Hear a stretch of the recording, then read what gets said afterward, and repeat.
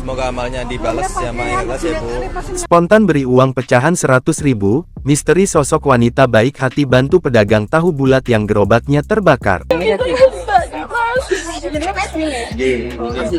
ini masih ada kok.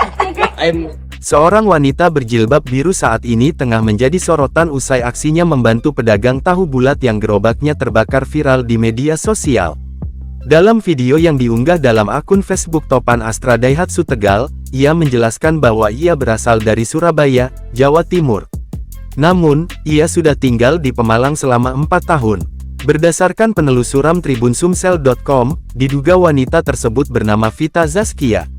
Melansir akun Facebook pribadinya, ia tak menyangka aksinya itu akan viral. Diberitakan sebelumnya, seorang pedagang tahu bulat tak mampu menahan tangisnya kala mendapati gerobaknya terbakar. Diketahui, peristiwa itu terjadi di sekitar alun-alun Pemalang, Jawa Tengah pada Minggu tanggal 14 Januari tahun 2024. Dalam video yang diunggah dalam akun Facebook Topan Astra Daihatsu Tegal, terlihat sebuah truk pemadam kebakaran diturunkan demi memadamkan api tersebut. Pedagang tahu bulat yang tengah ditenangkan oleh sejumlah orang itu pun tiba-tiba kaget ketika didekati oleh seorang wanita. Wanita itu berujar bahwa ia ingin membantunya yang tengah tertimpa musibah.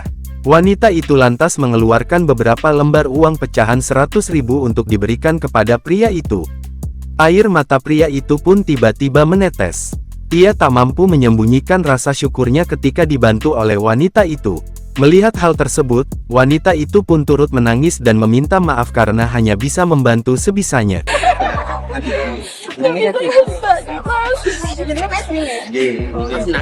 ini masih ada kok.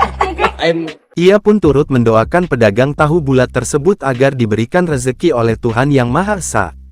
Kini, video tersebut pun viral dan telah diunggah ulang oleh banyak akun di media sosial. Netizen pun ramai memberikan komentar dalam unggahan tersebut.